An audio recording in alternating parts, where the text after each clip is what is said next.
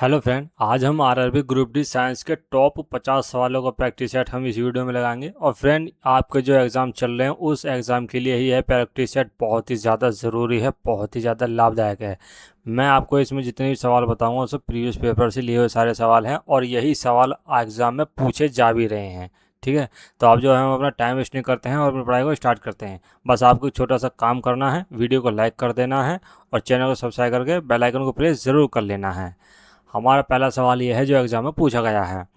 निम्नलिखित में से क्या केवल पादप कोशिकाओं में उपस्थित होता है? इसका सही आंसर हो जाएगा ऑप्शन सी यानी कि प्लास्टिड। अगला सवाल है, प्याज की जड़ की वृद्धि उसके ऊपरी भाग को काटने के बाद क्यों रुक जाती है? तो इसका आंसर हो जाएगा ऑप्शन बी यानी कि शीर्षस्थ विभज्योतक जो नई कोशिकाओं का निर्माण करता है उसे हटा दिया जाता है, इसलिए जो है उसकी वृद्धि रुक जाती है। अगला सवाल है, प्रोटीन किसका एक अभिन्न अंग है?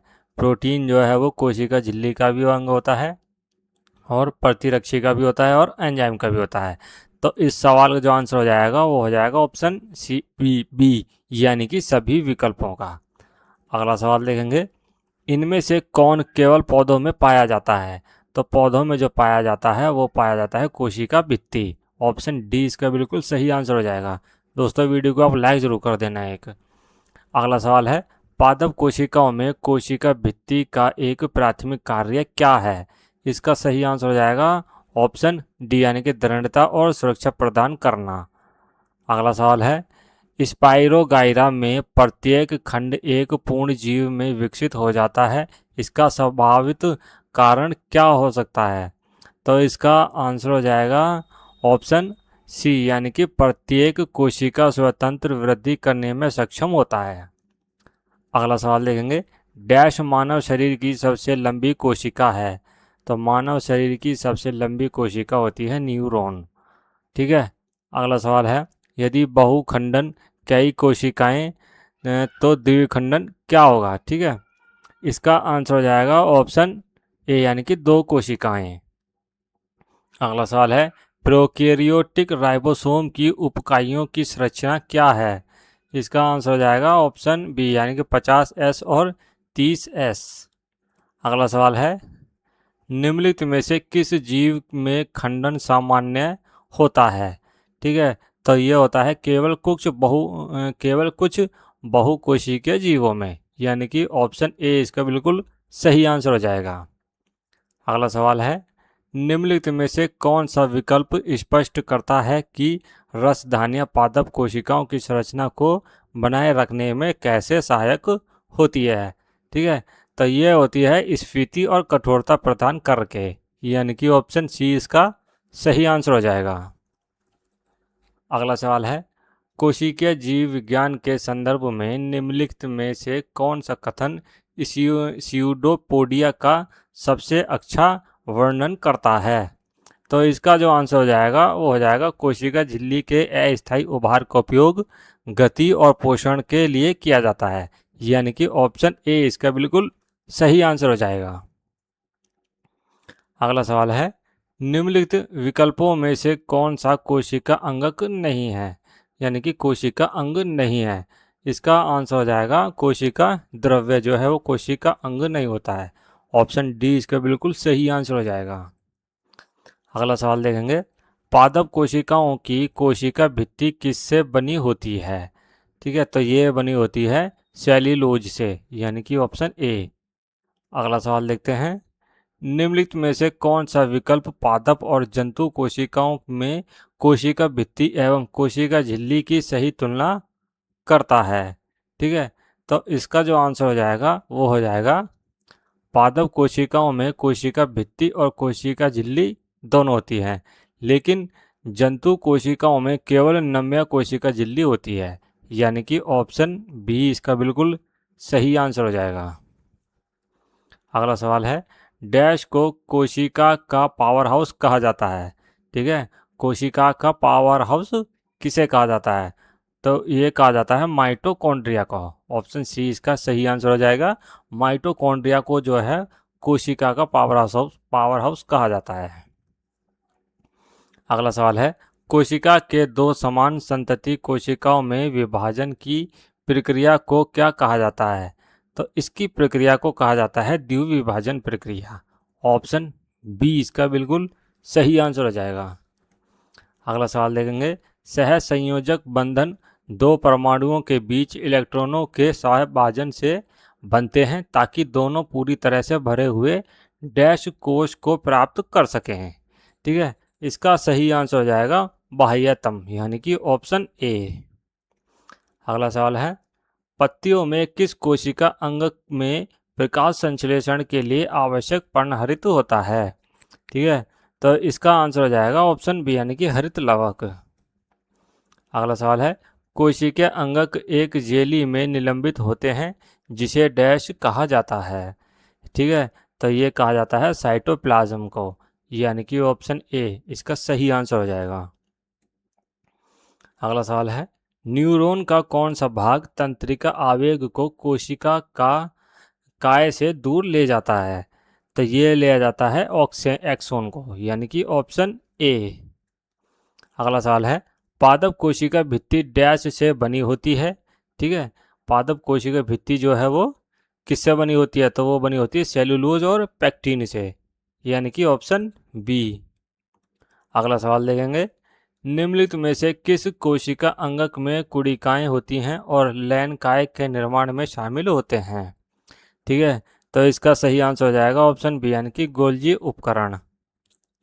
अगला सवाल है, कोशिका द्रव्य जिस जलीय भरण पदार्थ से बना होता है क्या कहलाता है? तो ये कहलाता है साइटोसोल, यानी कि ऑप्शन सी इसका बिल्कुल सही आंसर हो जाएगा। अगला सवाल है, डैश में ऑक्सीजन की उपस्थिति में पाइरूवेट का विघटन होता है? तो ये होता है माइटोकॉन्ड्रिया में ऑक्सीजन की उपस्थिति में पाइरूवेट का विघटन होता है। ऑप्शन बी इसका बिल्कुल सही आंसर हो जाएगा, माइटोकॉन्ड्रिया। अगला सवाल है, मगरमच्छ का हृदय डैश होता है? ठीक है, तो मगरमच्छ का जो हृदय होता है वो 4 कक्षीय होता है। ऑप्शन बी इसका बिल्कुल सही आंसर हो जाएगा। अगला सवाल देखेंगे, प्लाज्मा झिल्ली को वर्णतः पारगम्य क्यों कहा जाता है? तो इसको इसलिए कहा जाता है क्योंकि यह केवल कुछ पदार्थों को ही भीतर या बाहर ले जाने देती है, इसलिए जो है प्लाज्मा झिल्ली को जो है पारगम्य कहा जाता है। ऑप्शन ए इसका बिल्कुल सही आंसर हो जाएगा।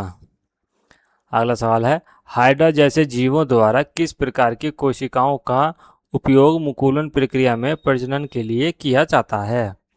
इसका आंसर हो जाएगा ऑप्शन बी, यानी कि पुनरुत्पादक कोशिका प्रजनन के लिए प्रयोग किया जाता है। अगला सवाल है, प्लास्टिड और माइटोकॉन्ड्रिया में क्या समानताएं हैं? तो इसका जो आंसर हो जाएगा वो हो जाएगा ऑप्शन ए, यानी कि दोनों में अपना डीएनए और राइबोसोम होता है।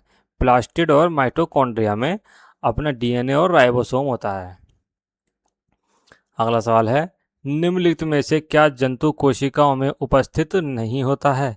ठीक है, तो ये हो जाएगा ऑप्शन सी, यानी कि क्लोरोप्लास्ट। अगला सवाल है, निम्नलिखित में से कौन सा विभुज्योतक उत्तक की कोशिकाओं में अनुपस्थित होता है? ठीक है, इसका आंसर हो जाएगा ऑप्शन बी, यानी कि रसधानियाँ। अगला सवाल है, निम्नलिखित में से कौन सा कोशिका के संरचनात्मक संगठन का एक भाग नहीं है? ठीक है, तो ये होता है हृदय, यानी कि ऑप्शन बी इस सवाल का सही आंसर हो जाएगा। अगला सवाल देखेंगे, ऑक्सीजन जैसे सूक्ष्म अणु कोशिका झिल्ली से आसानी से गुजर सकते हैं लेकिन स्टार्च या प्रोटीन जैसे बड़े अणु नहीं गुजर सकते, इसका कारण क्या है? तो इसका कारण है कोशिका झिल्ली चयनात्मक पदार्थों के लिए पारगम्य होती है। ठीक है, ऑप्शन सी इसका सही आंसर हो जाएगा। अगला सवाल है, निम्नलिखित में से किस कोशिकांग को कोशिका की आत्मघाती थैली के रूप में जाना जाता है? तो यह जाना जाता है लाइसोसोम को, यानी कि ऑप्शन ए इसका सही आंसर हो जाएगा। अगला सवाल है, 1831 में किसने पहली बार केंद्रक को कोशिका अंगक के रूप में वर्णित किया था?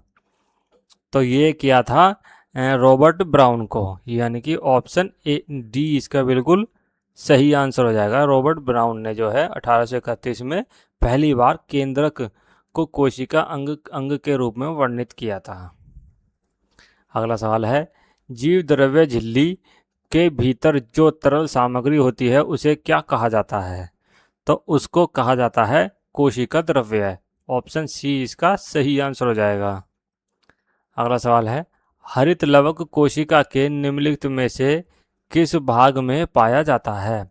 हरित लवक जो है कोशिका के किस भाग में पाया जाता है? तो ये पाया जाता है कोशिका द्रव्य में। ऑप्शन सी इसका सही आंसर हो जाएगा। अगला सवाल है, कोशिका की खोज किसने की थी? तो ये की थी रॉबर्ट हुक ने। नहीं, सॉरी, इसका सही आंसर हो जाएगा, हाँ यही आंसर है इसका, ऑप्शन सी, यानी कि रॉबर्ट हुक ने जो है कोशिका की खोज की थी। चलो अब देखेंगे अगला सवाल। बहुकोशिकीय जीवों में केवल सरल विसरण ही सभी कोशिकाओं की आवश्यकताओं को पूर्ण क्यों नहीं कर सकता है? तो ये इसलिए नहीं कर सकता है क्योंकि शरीर का आकार और जटिलता बढ़ जाती है, यानी कि ऑप्शन डी इसका सही आंसर हो जाएगा। अगला सवाल है, एक कोशिका में सबसे बड़ा कोशिकांग कौन सा होता है? इसका आंसर हो जाएगा ऑप्शन सी, यानी कि केंद्रक। अगला सवाल है, पौधे में रंध्र के खुलने और बंद होने के लिए कौन सा अंग जिम्मेदार है? ठीक है, तो इसका जो अंग जिम्मेदार है वो हो जाएगा सुरक्षा कोशिकाएं, यानी कि ऑप्शन बी। अगला सवाल है, हरे शैवाल में डैश होता है? तो हरे शैवाल में जो है थाइलाकोइड झिल्लियां होती हैं। ऑप्शन सी इसका बिल्कुल सही आंसर हो जाएगा। अगला सवाल देखेंगे, अधिकांश प्रोकैरियोटिक में निम्नलिखित में से कौन सा कोशिकीय घटक अनुपस्थित होता है? ठीक है, तो इसका आंसर हो जाएगा ऑप्शन ए, यानी कि केंद्रक झिल्ली। अगला सवाल है, कोशिका में निम्नलिखित अभिक्रिया कहाँ होती है?